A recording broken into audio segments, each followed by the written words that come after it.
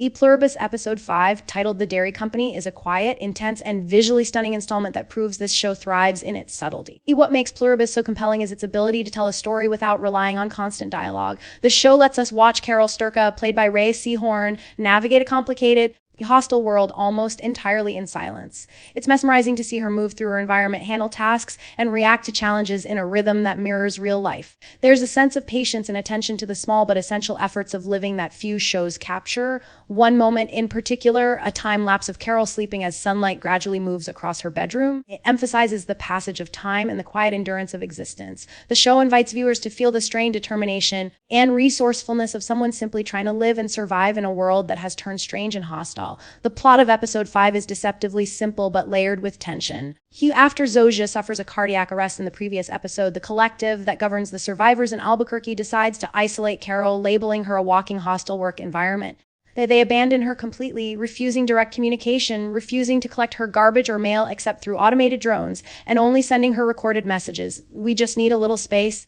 The recording explains a blunt yet chilling dismissal of Carol's presence. Despite this abandonment, Carol adapts to her solitude and makes productive use of her time, though often by accident. When a combination of coyote intrusions and drone malfunctions disrupts her garbage pickup, Carol improvises by placing her trash in public recycling and trash bins.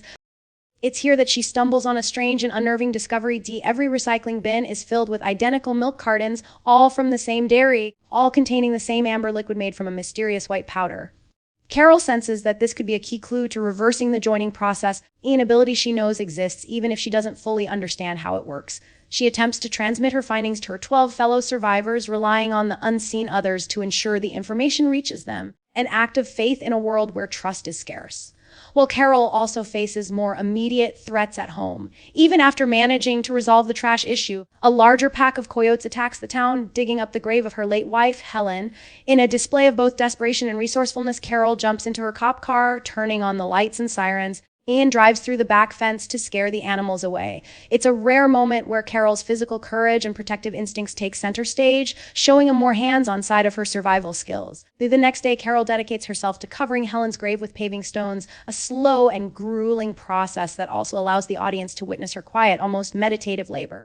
She even paints a modest gravestone, revealing a side of her artistic abilities that has been hinted at through glimpses of her home.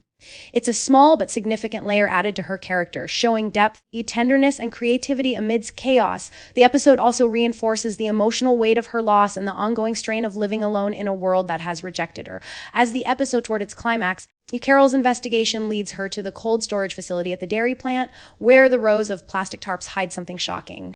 The episode ends on a cliffhanger with Carol covering her mouth in horror as she uncovers the secret beneath the tarps, cutting to black at the peak of suspense. While it's easy to assume the mystery mirrors the infamous Soylent Green twist, with hints that the others might be consuming human remains, Pluribus is likely to either subvert expectations or push viewers into a moral and emotional quandary. The dramatic tension lies in the unknown and the moral horror, forcing viewers to imagine the worst-case scenario while leaving room for unexpected narrative twists. Beyond the plot, what makes Episode 5 stand out is the visual storytelling. Director Gordon Smith crafts memorable shots that communicate emotion, tension, and narrative progression without relying on dialogue.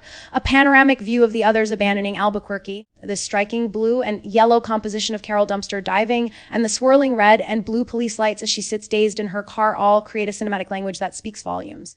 The silhouette of Carol against the orange sunset, with a halo of gnats reminiscent of the Texas Chainsaw Massacre, is hauntingly beautiful and emblematic of the series' ability to convey mood and theme through imagery alone. The show's strength is in these silent, observational moments, emphasizing the human experience in a hostile and strange world. Despite the episode's power, it also raises interesting questions about fairness, control, and morality. The collective's treatment of Carol, freezing her out and cutting off communication, feels both punitive and arbitrary. Carol is left to manage the consequences of her abilities without guidance or support, even when the outcomes are beyond her control. The show doesn't shy away from highlighting these ethical dilemmas, inviting viewers to consider the tension between survival, autonomy, and collective decision-making. It's a nuanced approach that deepens the series' exploration of human nature, power, and responsibility. Episode 5's pacing also deserves praise. The slow, deliberate rhythm allows for tension to build naturally.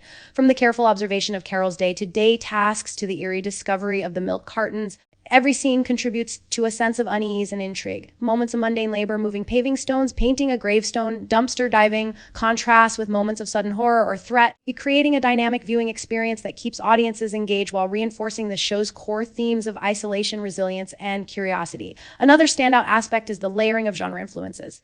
The episode nods to mystery and detective narratives, with Carol taking on the role of a reluctant investigator while also incorporating elements of horror and psychological thriller. The coyotes attacking graves and the potential moral horror of the dairy's secret create suspense, while the quiet, introspective moments ground the story in realism and human emotion. This blend of genres allows Pluribus to explore complex themes without losing its intimate focus on Carol as a central character. Carol's performance in this episode is also exceptional. Rhea Seehorn conveys a wealth of emotion through subtle gestures, facial expressions, and body language. Her quiet determination, moments of frustration, flashes of fear, and glimpses of artistic joy give the character a tangible, relatable humanity. The show trusts its actor to carry scenes without dialogue, and Seehorn rises to the challenge, making the silence feel alive and emotionally resonant. From a narrative perspective, the episode's cliffhanger effectively hooks viewers for the next installment. The discovery at the cold storage facility raises immediate questions. What is under the TARS? How will Carol respond? Will her findings change the dynamics with the others or the collective survivors? Pluribus carefully balances the payoff of visual storytelling and character development with suspense, leaving viewers eager to see how the mystery unfolds. The episode 5 also emphasizes the show's thematic core, the tension between individuality and community, solitude and connection, knowledge and power. Carol navigates a world where she is both essential and isolated, where her labor and intelligence are critical to survival but not fully acknowledged or supported by those around her. The episode highlights the difficulties of existing in a society shaped by unseen forces and moral ambiguity, asking viewers to consider what it means to be human in such circumstance. In sum, The Dairy Company is a standout episode of Pluribus, combining visual mastery, suspenseful storytelling, and rich character work. It demonstrates the show's unique ability to blend quiet observation with dramatic tension, crafting an immersive experience that is both intellectually engaging and emotionally resonant. By focusing on Carol's labor, creativity, and resourcefulness, the episode underscores the human capacity to adapt, survive, and find meaning even in the most challenging circumstances. Pluribus continues to prove itself as a thoughtful, genre-defying series that challenges conventions and invites viewers to engage deeply with its world and characters. This episode leaves audiences with questions of and anticipation for what comes next, solidifying Pluribus' reputation as one of the most quietly powerful shows on Apple TV.